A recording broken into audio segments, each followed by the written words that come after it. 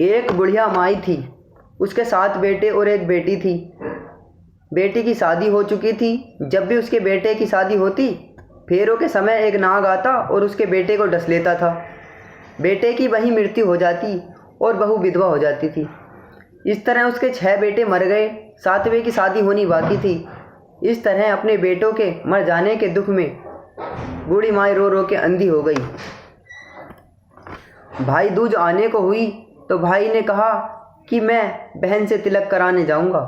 माँ ने कहा ठीक है। उधर जब बहन को पता चला कि उसका भाई आ रहा है तो वह खुशी से पागल होकर पड़ोसन के गई और पूछने लगी कि जब बहुत प्यारा भाई घर आए तो क्या बनाना चाहिए। पड़ोसन उसकी खुशी को देखकर जल भुन गई और कह दिया कि दूध से रसोई लेप और घी में चावल पका। बहन ने ऐसा ही किया।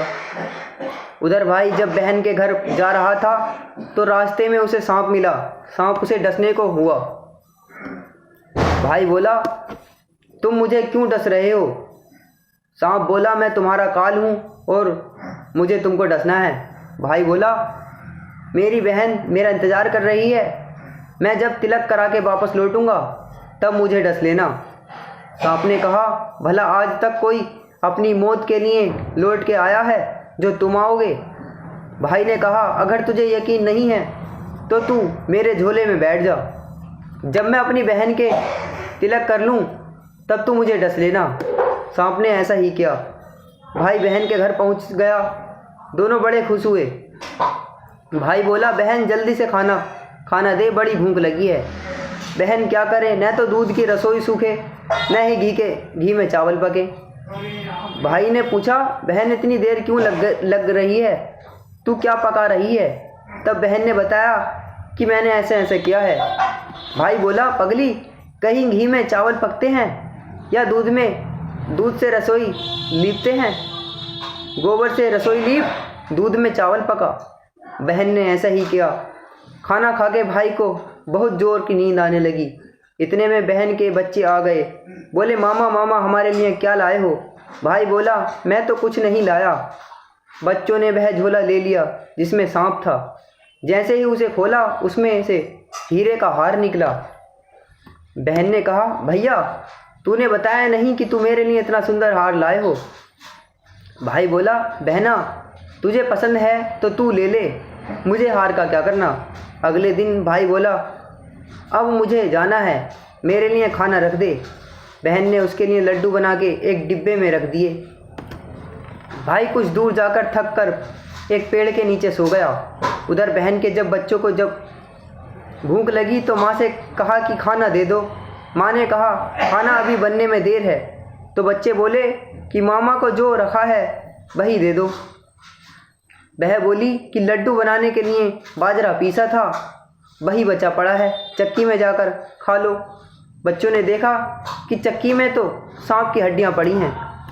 यही बात माँ को आकर बताई तो वह बावरी हो गई। भाई के पीछे भागी।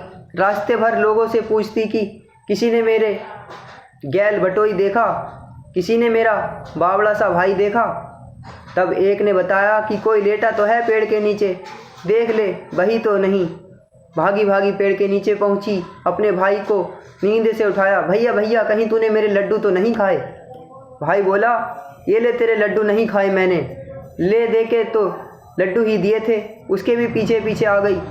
बहन बोली, नहीं भाई तू झूठ बोल रहा है, ज़रूर तूने खाया है, अब तो मैं तेरे साथ चलूँगी। भाई बोला, तू न मान रही है तो चल फिर। चलते चलते बहन को प्यास लगती है। वह भाई को कहती है कि मुझे पानी पीना है। भाई बोला, अब मैं तेरे लिए पानी कहाँ से लाऊं? दूर कहीं चील उड़ रही है, चली जा, वहाँ शायद तुझे पानी मिल जाए। तब बहन वहाँ गई और पानी पीकर लौट रही थी तो रास्ते में देखती है कि एक जगह ज़मीन में 6 शिलाएँ गड़ी हैं और एक बिना गड़े हुई रखी थी। उसने एक बुढ़िया से पूछा कि ये शिलाएँ कैसी हैं? उस बुढ़िया ने बताया कि एक बुढ़िया है, उसके 7 बेटे थे। 6 बेटे तो शादी के मंडप में ही मर चुके हैं, तो उनके नाम की ये शिलाएँ ज़मीन में गड़ी हैं। अभी 7वें की शादी होनी बाकी है। जब उसकी शादी होगी तो वह भी मंडप में ही मर जाएगा। तब यह 7वीं शिला भी ज़मीन में गड़ जाएगी। यह सुनकर बहन समझ गई कि यह शिलाएँ किसी और की नहीं बल्कि उसके भाइयों के नाम की ही हैं। उसने उस बुढ़िया से अपने भाई पूछा।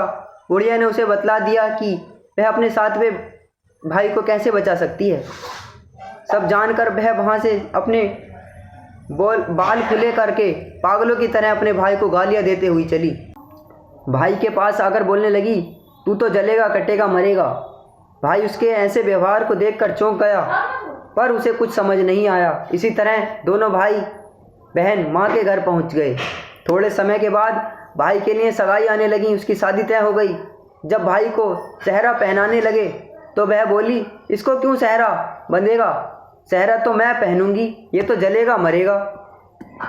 सब लोगों ने परेशान होकर सेहरा बहन को दे दिया। बहन ने देखा उसमें कलंगी की जगह सांप का बच्चा था। बहन ने उसे निकाल के फेंक दिया। अब जब भाई घोड़ी चढ़ने लगा तो बहन फिर बोली, ये घोड़ी पर क्यों चढ़ेगा? घोड़ी पर तो मैं चढ़ बैठूंगी, ये तो जलेगा मरेगा। इसकी लाश को चील कौवे खाएंगे। सब लोग बहुत परेशान, सब ने उसे घोड़ी पर भी चढ़ने दिया। अब जब बारात चलने को हुई तब बहन बोली, ये क्यों दरवाजे से निकलेगा? ये तो पीछे के रास्ते से जाएगा। दरवाजे से तो मैं निकलूँगी। जब वह दरवाजे के नीचे से जा रही थी तो दरवाज़ा अचानक गिरने लगा। बहन ने एक ईंट उठाकर अपनी चुनरी में रख ली। दरवाज़ा वहीं की वहीं रुक गया। सब लोगों को बड़ा अचंभा हुआ। रास्ते में एक जगह बारात रुकी तो भाई को पीपल के पेड़ के नीचे खड़ा कर दिया। बहन कहने लगी, ये क्यों छाँव में खड़ा होगा? ये तो धूप में खड़ा होगा। छाँव में तो मैं खड़ी होंगी। जैसे ही वह पेड़ के नीचे खड़ी हुई, पेड़ गिरने लगा। बहन ने एक पत्ता तोड़कर अपनी चुनरी में रख लिया। पेड़ वहीं के वहीं रुक गया। अब तो सबको विश्वास हो गया कि ये बावली कोई जादू टोना सीख कर आई है, जो बार बार अपने भाई की रक्षा कर रही है। ऐसे करते करते फेरों का समय आ गया। जब दुल्हन आई तो उसने दुल्हन के कान में कहा, जब तक तो मैंने तेरे पति को बचा लिया, अब तू ही अपने पति को और साथ ही अपने मरे हुए जेठों को बचा सकती है। फेरों के समय एक नाग आया। वो जैसे ही दूल्हे को डसने को हुआ, दुल्हन ने उसे एक लोटे में भर के ऊपर से प्लेट से बंद कर दिया। थोड़ी देर बाद नागिन लहर लहर करती आई। दुल्हन से बोली, तू मेरा पति छोड़। नागिन ने कहा, ठीक है, मैंने तेरा पति छोड़ा। दुल्हन, ऐसे नहीं, पहले 3 बार बोल। नागिन ने 3 बार बोला। फिर बोली कि अब मेरे पति को छोड़। दुल्हन बोली, एक मेरे पति से क्या होगा? हंसने बोलने के लिए जेठ भी तो होना चाहिए, एक जेठ भी छोड़। नागिन ने जेठ के भी प्राण दिए। फिर दुल्हन ने कहा, एक जेठ से लड़ाई हो गई तो एक और जेठ, वो विदेश चला गया तो तीसरा जेठ भी छोड़। इस तरह एक एक करके दुल्हन ने अपने 6 जेठ जीवित करा लिए। उधर रो रो के बुढ़िया का बुरा हाल था कि अब तो मेरा 7वां बेटा भी बाकी बेटों की तरह मर जाएगा।